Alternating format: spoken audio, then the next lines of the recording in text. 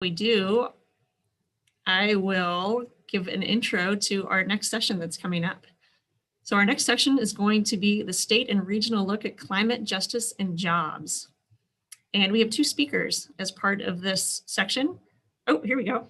I'll come back to that. So it looks like we are largely optimistic.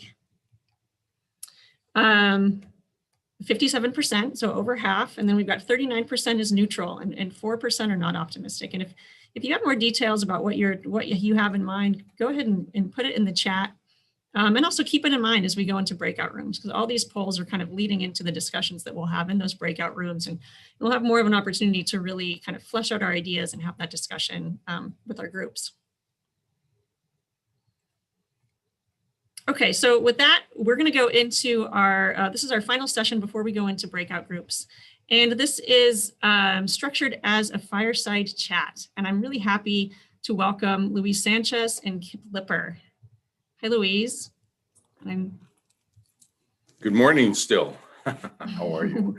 Yes, thanks for being with us. So I'll do some quick intros for you both. Louise is the CEO of the Community Resource Project since 2016. And oversees the organization's operations for their health programs, energy and educational programs, and works with a highly skilled management team. He serves a 7-member board of directors, overseeing a 3-county operation of 120 employees. With his leadership, CRP has participated in climate adaptation efforts, most recently with the purchase of 9 big box trucks to replace their aging vehicle fleet. CPR is also exploring other EV mobility options and public charging stations, and accessibility at their South Sacramento facility. I'm sure you'll have so much to share with us. Thank you for being here. Thank you. Also really happy to introduce Kip Lipper. Kip is the Chief Policy Advisor on Energy, Natural Resources, and the Environment to the California State Senate President Pro Tem, the Senate's Majority Leader. He has worked with the California legislature for over 4 decades. While in the Senate, he's helped draft and analyze legislation on energy policy, such as the state's landmark 20%, 33%, and now 100% clean and renewable energy standard, solar energy, energy conservation, electric vehicles, public interest, energy research, and energy agency reorganization and reform. Kip was the lead Senate staffer on the drafting of AB 32, the Global Warming Solutions Act of 2006, as well as on companion landmark legislation establishing the nation's first greenhouse gas emission performance standard for energy generation. Thank you. Welcome. Thank you. Glad to have you both. And I understand we're going to do a little bit of live reorganization, knowing, Kip, that you have another meeting to get to in about 15 minutes. Is that right? Thanks, Evan. Yeah, that'd be great. Okay. I'll stay as long as I can. Great. Thank you. So we structured this as a fireside chat type of format so that we could kind of launch in and start to have a conversation. And I think with both of your agreement, we'll go ahead and kind of launch into the conversation part and not do the PowerPoint presentations that we had. Does that sound right to you? That's fine. Okay. All right. Well, I would like to give you each a chance to talk a little bit about your work and about what you're seeing in the current environment. So, Louise, maybe I'll go to you first. Okay. Thank you. Thank you for this opportunity. It's really exciting to have all the presentations, the various different focuses that everyone is talking about, and the plans that are being discussed and implemented. And I just want to say a little bit about what CRP has done. We provide energy efficiency measures to low-income communities. So we work in those disadvantaged communities throughout Sacramento, Sutter, and Yuba counties. So we serve between 15 to 20,000 clients annually. And we probably invest about $15 million throughout those 3 counties to make people's homes more energy efficient, make them more comfortable, reduce their energy burdens, so that way they can save some money, but making their community a lot more safer. The energy work that we've done obviously has led us into this new space of climate space, especially with the change out of our gas-driven vehicles to electric vehicles. we've kind of felt that, we're going to these communities and we're going to these residences to improve people's homes, but here we're driving polluting vehicles. And so we started thinking about what's it going to take to transition to electric vehicles. And it was a learning curve. It took us about 2 years to get into that space and understand it. But with the help of the Sacramento Air Quality Management District, they were able to help us navigate through this myriad of complexities to get some funding to purchase, these 9 big box vehicles. Now those are vehicles that are being used by our crews when we go to deliver these energy efficiency measures to the households. But that's also expanded us into this understanding of we need a workforce, ourselves, our agency is in a difficult situation of trying to find talented workforce, skilled individuals. We pride ourselves in, once we get people into our agency, we train them and we cross-train them so they can do a variety of different things. But we're at the point where we're needing to increase our entry-level positions, and that's where we're coming from right now. So I'll just stop right there with my part of it. Thank you, Louise. And that's a good bridge to kind of talk about the state policy issues and kind of get into that conversation. So Kip, maybe I'll turn it over to you to talk about what you're seeing as some of the landscape and what you're working on right now. Great. Thank you so much, Evan. And it's great to be here. I have to say, I want to thank you because I've been on the call for a while, and the presentations from some of your local partners, not to mention my co-presenter, Louise, are really outstanding and reminding me of the work that we do in the state capitol that is sometimes insulated from the real work going on in communities, and then hearing about all the energy and amazing work that's going on throughout the agencies and elsewhere. So thank you for that. This is, for me, this is a very exciting time in the areas of energy and environmental law and policy. And let me tell you why. First of all, for the first time in a number of years, we have a possible major partnership with the federal government on infrastructure investments and on other actions that are needed that have been left largely to the state and local partners to address issues like clean air, clean energy, and climate change. And we may hear more about that later this week or over the next month. But the notion that the federal government is an important partner to the state. When you think about other investments that have been made in our region, flood protection, for example, or water supply reliability for agriculture, those were partnerships with the federal government, the state government, and our locals, all of whom contributed to and helped develop those systems. Similarly, obviously, with our transportation system. So as we move into this clean energy economy, the role of the state, federal governments, and the local partners that you all have is going to be increasingly critical. So I think that's an important thing. The other thing that's changing at the state level, where I work in the legislature, is the recognition that we have a lot of work to do. We've had kind of an easy, believe it or not, a pretty easy glide path over the last 15 years to meet some of the state established targets. No one knew that renewable energy would be cheaper than, and frankly, per kilowatt hour, lower cost to customers than some of the other alternatives that are out there today. Wind power on the open market and solar power are below, in some cases, below 5 cents, maybe even 4 to 3 cents a kilowatt hour. There are issues. There are intermittency issues and other issues that arise with using clean energy. But the fact that it's cheap helps make it a competitive player in the clean energy space.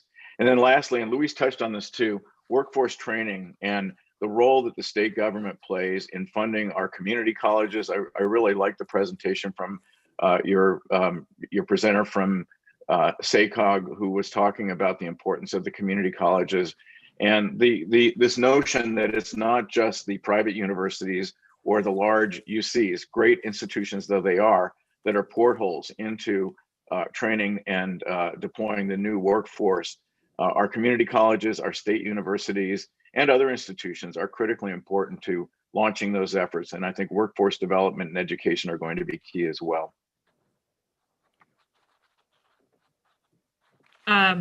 Kip, maybe I'll address the first question to you, although I want to engage both of you in the conversation on this. A lot of the conversations we're having today have been about high pollution communities. And so when we think about the opportunities that we have through infrastructure dollars and in really, you know, getting some great support and investments into clean economy, how can we best impact those high pollution communities and make sure that that we're putting those dollars where they really need to go? It's a great question. And Luis, you know, there's the real world, the investments that Luis and his organization and many of you are making in the real world to reduce truck pollution in those communities, or to convert facilities over to rooftop solar, or do other kinds of things. But what I would say is the state of California has, at least on the books, a very strong policy to promote what we refer to as environmental justice, or funding for disadvantaged communities. I don't like that term because I think these are great communities, but people use that term in the statute. And a lot of our cap and trade revenues and others must by law be dedicated to communities that are more impacted by pollution, and that oftentimes don't have the wherewithal to be able to address that pollution.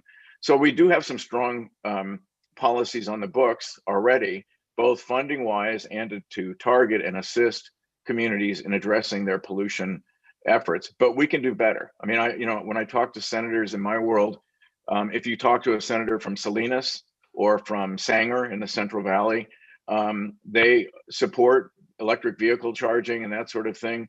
But they also say, I'm not seeing it in my community. I see it in San Francisco. I see it in Los Angeles. I see it in San Diego. I see it in some of the wealthier communities where people can afford to make those investments.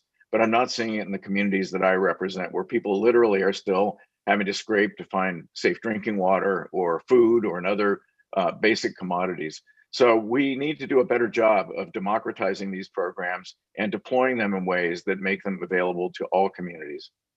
Yeah, I would echo that. And, you know, as those dollars are being allocated, 25% of those cap and trade dollars need to be spent in those disadvantaged communities or environmental justice communities. But the problem in many cases is organizations like ourselves or other community-based organizations that are working in this space sometimes don't have the luxury or the ability to access those dollars. There's other, you know, and that's where collaboration needs to be probably heightened up. I think with all the reports and the toolkits that that have been discussed today about, you know, focusing in on different types of areas and the training and the collaboration, I think there has to be collaboration down into the community level as well, because we work there, we understand what's happening. We know what the challenges are of these individuals, and those messaging has to be communicated up to make sure that the right plans, the right programs are implemented. And it's not just about one organization, but there's a myriad of various different community organizations that do things very well. And I don't believe in replicating what somebody else is doing well, but I think it's how can I fit in with working with another organization like Green Tech. We're having discussions because we see that we need to introduce, you know, these opportunities to younger people. And obviously there's been discussion about going into the elementary schools all the way up to high school, and then transition into actual work experience opportunities.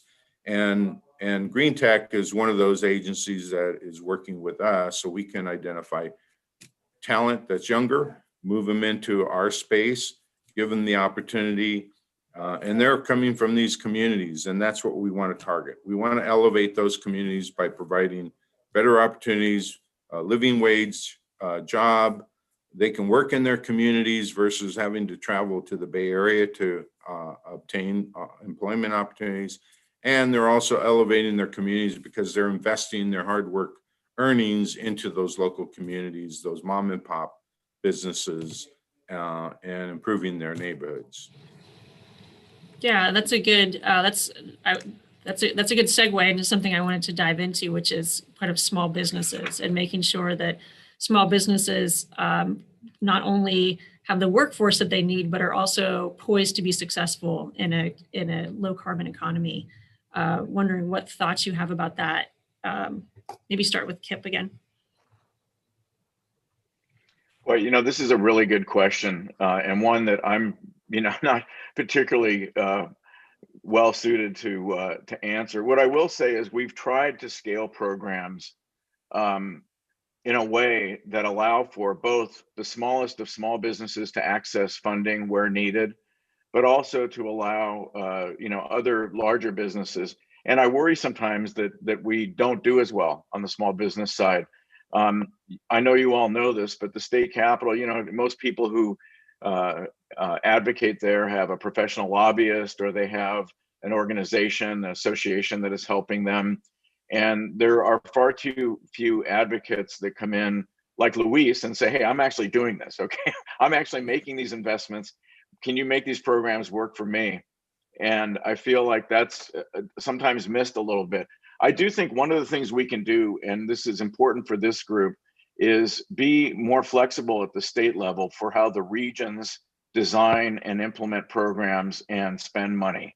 And I think one of the challenges, particularly for our region in Sacramento and the broader Valley region, is that the strings that the state attaches to the expenditure of some of these funds make it hard for communities like Sacramento and the greater region to be able to get money out the door, because some of the conditions on them may be too rigid for the real world, the real world out there that you all are dealing with. So I think we need to look at we want accountability. Obviously, the public dollar is extremely important to ensure it's spent properly. That's not the issue here. The issue here is communities like Sacramento and our region have great ideas from the ground up, not from the top down, about how to spend these monies. And we ought to make those monies more available and accessible to innovators like Luis and others who want to get out there and actually do good things for the environment and for the regional economy.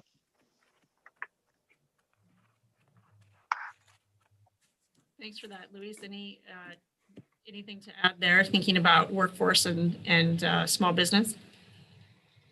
Sorry, you cut out for a minute there. What was the question? I was asking if you had anything to add to Kip's comments about small business and workforce. Yes. Well, small businesses tend to use a lot of energy, and they're the ones that, again, don't have the investment dollars to retrofit their commercial spaces, to take advantage of what's available. They're just struggling to get by. The other things is, as we look at clean mobility options, somebody had mentioned earlier about providing training opportunities for those mom and pop repair shops, where those individuals need to understand how to work on these electric vehicles, how to maintain them, how to repair them. There's the other industries too that could be developed to where charging stations obviously are going to be needing to be installed.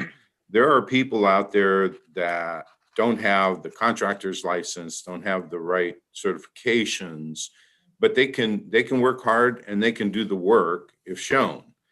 I think there's opportunities to provide some type of entrepreneurial training as well to help those businesses, small businesses, to become successful and to get the appropriate licensing and then be introduced to those opportunities that others may have to get their business going. That's what I think is important here. Thank you. And Kip, I know you need to go soon, so I'm going to leave this last lightning round question. We at Valley Vision will often talk about the fact that in Sacramento, as the capital region, we really have an opportunity to be a leader in innovation, especially when it comes to climate policy, because the policies are being made right here in our backyard. And we want to be a test bed and an innovation center where the people who are making those policies can step right out of the Capitol and see them happening on the ground here. What do you see as the, how are we poised to lead in Sacramento, and what do you see as some of our key opportunities? That's a really great question, and I completely agree with your observation. You know, some of the people I see, my friend Alberto Ayala on the screen up here, and others who have worked at the state level and who have incredible knowledge and expertise about the ability of, for example, the State Air Resources Board to do a better job in taking into account the work that you all do in the region. But I also think you make a really good point, Evan. You know, most of us, if not all of us, live here. I mean, we don't just go into work in the morning and punch a clock and write a law and then go home. We ride transit, we drive on the freeways in some cases. We benefit from the goods and services in the Sacramento region. Many of us are incredibly proud of the agriculture economy in our area, and the you know, some of the really amazing things. I have my friends on the East Coast can't believe that you can go into a store in Sacramento and get a fresh avocado or fresh mango sometimes, or tomato year round. So we have this amazing blessing of actually living and working in a region that is a test bed for a lot of the policies that you are talking about today. And frankly, a successful test bed, one that is doing it well. You also have, and if you don't mind my saying so, you have some incredible leaders at the state level and at the local level. Councilmember Guerra, of course, who is a co-sponsor of this conference. My former boss, who was the pro tem of the Senate, Mayor Steinberg, and of course, some of the other council members, Katie Valenzuela Garcia, who was a staff person in the state legislature, now on the Sacramento City Council. These are people who know how the levers of state government work and know the challenges that we face. But I think your point, your core point, is extremely important, which is it is true. A lot of legislators get on a plane or get in a car and drive to their districts at the end of the week. But many of them live and work here for 4 days, 5 days a week. And the experience of Sacramento and the leadership that it shows, whether it's on housing development and infill and land use decision making, whether it's on the deployment of electric vehicles, whether it's on clean energy, which I know SMUD and others are leaders on in the state. These are examples that people can walk outside and see every day and say it's doable. This isn't a pipe dream. This isn't a fiction. It's something that we can do and make work. And I think that's incredibly important to decision makers at all levels of government. Yeah, I think Yep. Kip said it well. Yeah. Good. And Kip, I want to be sensitive to your schedule. Are you still doing okay, or do you need to run? I'm doing okay. I was supposed to have a call with my boss, the pro tem of the Senate, but she's now delayed. So I'm happy to stay here and delighted to be here with you. So forgive me. I didn't mean to be nervous about it. I just didn't want to miss a call with my boss. No, not at all. And I appreciate both of your flexibility with timing in our agenda. So that's great. I think, you know, there's so much of our conversation today is about finding and training an inclusive workforce. Louise, from your position on the ground, especially as a nonprofit, what do you see as the challenges and the opportunities in being able to do that? Well, training is one. Obviously, identifying people. We've been looking for individuals, and obviously through this pandemic, people are home, people are unemployed, but for whatever reason, some are just not searching opportunities. I think the basic skills that are necessary to get into the type of jobs that we're offering is important, and partnering with some of those trade organizations, partnering with some of the community colleges, partnering with other community-based organizations that are providing some of these basic skills and transitioning them into our operation. We can give them other types of training internally that would make them an ideal candidate for us. What we'd like to do is take that knowledge and ability and bring it into the community, where then we can then provide them the basic skills, get them into the in-place training opportunities that we have, because we probably work on about 1,000 homes a year. And so getting them the opportunity to apply the knowledge that they learn in class and then applying it to the practicability is very critical, because that reinforces the education component of that training. I think examples like that kind of training is important to provide. And so how do we increase that besides just providing the in-classroom education in the skills training part? Hey, Evan. Yeah.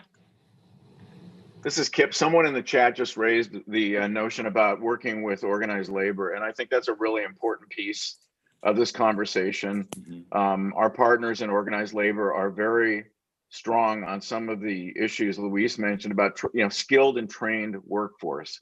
I think we all support the clean energy economy, but if it really is just amounting to minimum wage jobs with no benefits, installing rooftop solar or something to that effect, that's the proverbial kind of example people use. It's really not building our economy based on the kinds of jobs and benefits and the kind of experience and skills that we need to do that. And so I do feel like we need to work closely with our partners in labor. And I will tell you, one of the great decisions that was made, I will tell you, over 20 years ago, when the first renewable portfolio standard law was written by the California legislature, the requirement was added to pay prevailing wage for the jobs that were created by those industries. And it was one of the best things that ever happened, because it created high wage jobs for Californians here in the state, and at the same time created this huge bloom of renewable energy throughout the state.